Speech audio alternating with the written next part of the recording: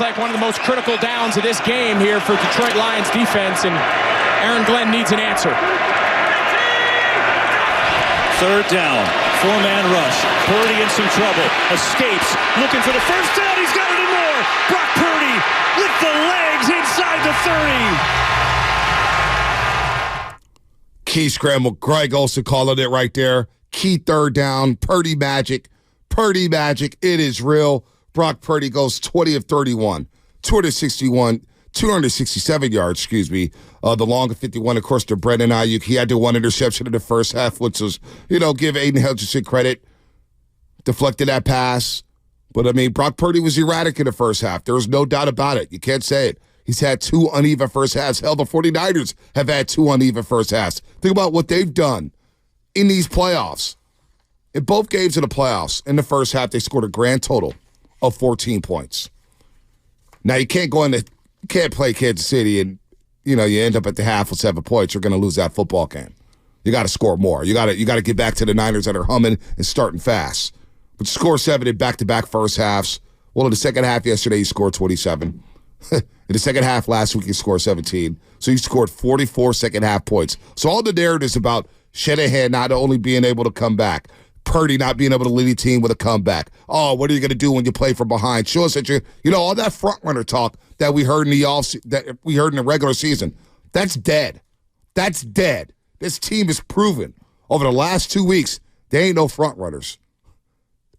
They're cut from a different cloth. And they have what it takes to win a damn football game with their backs against. They just stole 2 football games they had no business winning. And I'm okay with that because you know what it is, Shasky? It's survive in advance at this time of the season. 100%. The Kansas City Chiefs didn't score a single point in the second half yesterday. They survived their ass off, but you know what? They're in Kansas City partying right now knowing that they're going to Las Vegas. Survive in advance, and that's what the Niners continue to do here in 2023. In 2024, of course. It does not matter what it looks like. It just doesn't. It doesn't matter at all. You've referenced this over and over. How many Patriot wins were ugly as hell? Always. You think they care looking back on their 25-year run? They're not apologizing. And not at all. So, yeah, what a just a great day to be a 49er fan. And I was just thinking about this, like, big picture. Like, the Bay has been kind of, like, pooped on in terms of just the way the nation has looked at us. It's the Bay Area against the world. It feels like that. Think about how much people hate the Warriors. They don't care about the Giants, the Niners. Oh, they disrespect their quarterbacks. They disrespect their head coach. They disrespect Deebo Samuel. They called him a running back. Brandon Ayuk, nobody talks about him. He's up there in the upper echelon, and he tweeted like, 30th in terms of targets, and I'm still a top 10, top 15 wide receiver, wide receiver number 1. Nick Bosa, Fred Warner should be getting DPOI votes. Yeah, I know. Nobody talks about it, though. Fred Warner, he's an absolute gladiator. I love watching that guy play.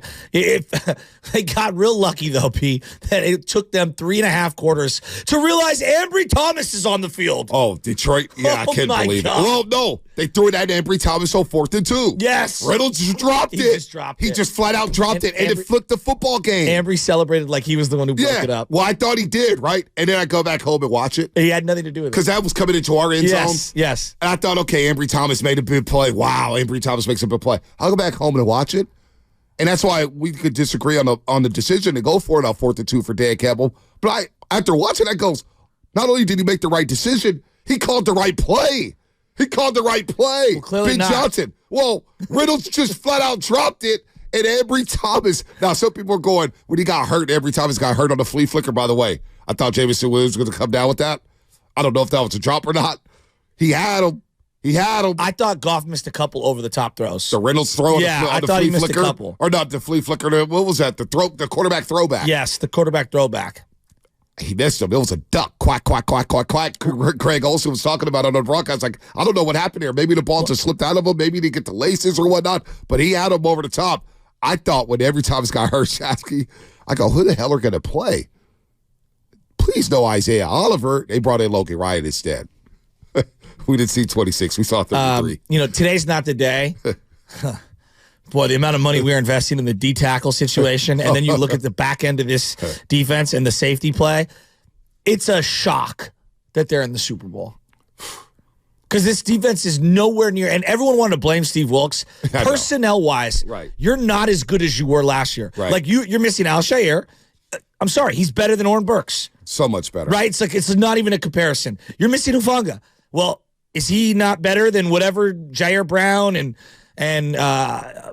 Logan Ryan is right now? All Hufanga did last year was make first team All-Pro. And he missed plays. He misses plays, but he makes up for it. We miss him. Yeah, I totally agree. We miss him. As a cleanup player, as a fast player, a third playmaker in that secondary. Right. Yeah, they miss him a lot. And then that third cornerback spot is, to say it's a nightmare is an understatement. Yep. No, it is. I mean, I will say this stuff. Going back to that 4th and 2, the play before that on 3rd down, I got to say, Javon Hill made a hell of a play. Mook Dog? Mook Dog. That should have been a first down. There was a lane there. Mook Dog holds up the left guard, holds him up, sheds the blocker, and makes a play there. And I go, look at Mook Dog. And then it set up the 4th and 2. Just one play I saw. I had to give us. I was like, let me just bring this up. Let me try to remember this play. Mook Dog actually made a play there. So I'm going to give him credit. I'm going to give him his credit. I thought Javon Hargrave played really hard in the game overall, but we just weren't seeing a whole lot of push up the middle. And with those backup players in there, I was expecting more, and we had nothing. Early on, we had nothing. Nothing. I mean, they were, again, at that point of the 4th and 2, the Lions were averaging 7 yards a carry. A carry. That's not going to get it done at the next level, but the Niners survive in advance, and they get it done in the second half. The defense is Steve Wilks. If we're going to crush them at halftime, you want to fire them. Can we send some apology letters to Steve Wilks and that defense for their second half performance? Sure, Detroit got a lot of yards. Sure, Detroit was driving, but you didn't give up any points until the last minute of the second half. I mean, give them their credit. Give Steve Wilks his flowers. We always want to crush it when the Niners lose. That the offense was just as bad in the first half. They were just as awful. No, it was all phases we were getting dominated. We missed a field goal, too. Like, all phases we're getting dominated, Bonte. Like, there's no other... Anyone who wasn't screaming at their television or screaming from their seats is fooling themselves. That's how you fan. You go crazy. Your team looked unprepared, and it looked like they were going to get steamrolled. Yep. Then the second half happened. No doubt. Let's go to Deli Boy. Deli Boy, real quick. Deli Boy, what is happening? Good to see you yesterday, brother. Oh, my gosh, guys. I'm floating. And when I got home last night, I couldn't even sleep. I had to watch that third quarter one more time. I had to slow down. I had to listen to the crowd. Let me just say that was an amazing experience. Now, the first half, we played like dog crap. And I don't think we could play any worse on all aspects, offense and defense. Second half, we couldn't play any better. I just don't understand what happened. You could talk about Dan Campbell all week, but why can't we just give the defense the flowers of making the stops when they had to? Maybe he dropped the pass, but you know what? They put the pressure on. Okay, I don't know if they saw the hit coming from the side. Maybe he had a little stutter step or something. I don't know. Why can't we give our defenses their flowers and say they made the stops, the biggest stops of the year when we needed them to? Mm-hmm. It was a huge momentum shift. I say the crowd was on their hands, sitting on their hands the first half. And my boy, I'm going to shout out my boy Aiden. He texted me at halftime and said the comeback starts now. The comeback is going to start now. This is going to be a great game. And all of a sudden, Ayuk makes that amazing catch, the ladybug catch. I don't know how we're ever going to describe it, but all of a sudden, the momentum changed. The crowd started getting a little louder, and then they got the fumble. And all of a sudden, it was just the crowd wouldn't sit down for the rest of the game. It was insane. And I think they just couldn't stop it. I think the Niners, they got the momentum. This Niners defense, you can't give them any momentum, and you did. And it was just, okay, let's talk about Brock. Okay, he may not have made all the right throws, and yeah, Debo and CMC, they ran the thing, but when we needed him to make a play, he used his legs, and he got the first down when we needed them. And you know what? That's the make of a great quarterback. It's not about just athletic skills. It's about making the plays when you need to make them, and he did. And I'm telling you guys, that I'm still floating right now. Pat, I lost my voice. Pat, yeah. So what did we do at the beginning of the third quarter when you came back from the restroom to the seats? What did we do, Bonte? Do you ever do this? Tell them what we did. My brothers. We sit down. I sit down on my seats. My brother says, "We got to switch seats. We got to switch. Something going on." And the two guys in front of us, they hear what we did. They do the same thing and say, "We're doing the same thing. Everyone's got to switch seats." That's great. There was something going on. The vibes. It was magic. The vibes. The dudes in front of us. There were a bunch of young dudes in front of us. Right. All of them were smoking the whole time in the seats, and we were having a great time. The vibes were great. I said to them, "Your energy was amazing." Yeah. Hey, well, I got to tell you, it was. Go ahead, Deli Boy. Yeah, Oh no, I'm just going to piggyback on what my brother said. It was candlestick vibes. It was. That entire section. It felt like everyone was family. We were screaming, jumping up and down, Hugging. acting a fool. It was the most amazing experience. I can't describe it, guys. I can't believe we made it here. And yeah, was it an ugly win? Was it an ugly way to get here? Sure. But am I going to look back and think about that? Like, No. well, we shouldn't. No, I'm going to think back and say we won this game. And you know what? You play 60 minutes. You don't play 58. You don't play 57. You don't play a first half. You play 60 minutes of football, and that's what the Niners did. I love it. And as much as they sucked in the first half, they came out and they threw their punches in the second half. Guys, we're going to fucking Vegas. I'm telling you, dude, everybody is We got to on throw your one. brother in Alcatraz. Hey, brother. We got to throw your brother in Alcatraz. I probably By the shouldn't way- say this out loud. Everybody was enjoying themselves Are you serious? on the way there and on the way home as I was driving. Right. And my boy DC got chicken parm sandwiches for everybody. We ate the chicken parm sandwiches in the first half, like half of our sandwich. Right. So on the ride back, they were, three sheets to the wind. Yeah. Enjoying chicken parm on the way back. Yeah. Windows Oh, I bet. rolled down, hot breath everywhere. Oh, I just bet. the sweat and the beer and the screaming and the yelling. I bet. And Listen, you and man. me are on speakerphone Right. reliving the game, and they're like, Right. dude, it's like we're watching the roast right now. I mean, like, look, man. In the suites behind me in my seats, 227, there's Frank Gore in one seat. Oh, yeah? There's Hunter Pitts in the other seat. Wow. I got to say, Hunter Pitts' energy on that 4th and 2, he got into it. And he had that section lit last night. Lit. And then Frank Gore's got the ice behind me. And he's standing up the whole time with a glass of wine. And he's sitting there jacked up. And then there's Shanahan in another suite. I always look over to my right. And there's Mike Shanahan in the corner by the wall. And he's just sitting there. Nobody really bothers him. And I'm always looking to see if he's on the phone, if he has a headset or something. It's like, does he have a direct line to Kyle? The bat signal. The bat signal? And he's sitting over there. I'm thinking, what is Mike thinking right now? What is Mike Shanahan thinking? Is he going down to the locker room at halftime? I have no idea. But the circus catch with Brandon Ayuk. I got to hear it, Shasky. Here's Purdy with a lot of time. Steps into one. Launching deep. Going for Brandon Ayuk. It is. Oh, he caught it off the ricochet. Penalty. Is he in? He's down to the 5. We'll see what the penalty is. What a play from Ayuk. We'll see if it stands. There is no foul in the play. The catch was made, and the runner's down with the contact. That's about time. 4.5-yard line. First down, San Francisco.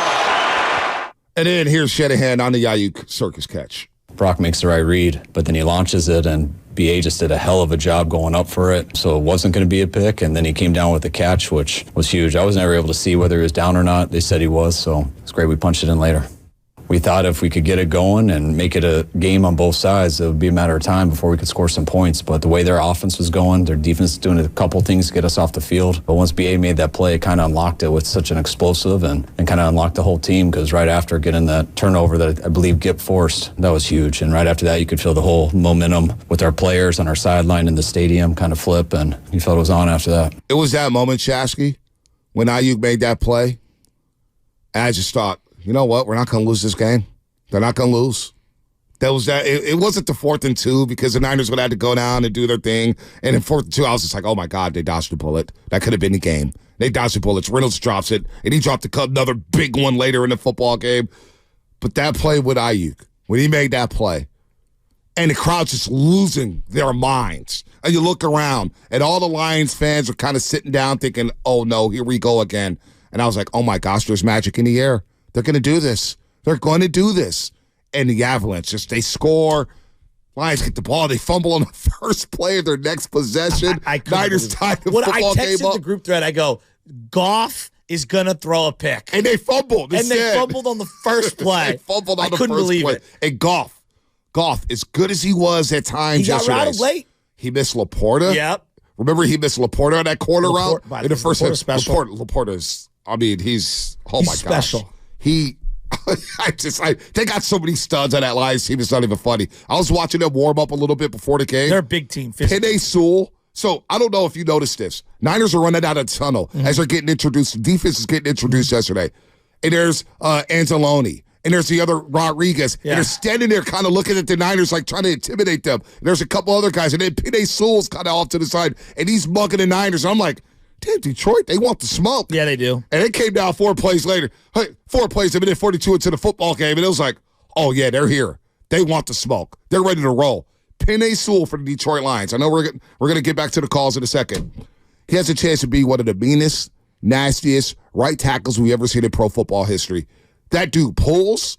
He gets out on the edge. I don't know how many guys he laid out on their back. He wants all the smoke. Penei Sewell, I get why they drafted him in that first round in the top 5. He's an all-time right tackle, Shasky. He's going to be a Hall of Famer, dude. That dude is so damn impressive. I love his game. They got a lot of studs on that line sideline. All right, I'm not going to lie to you.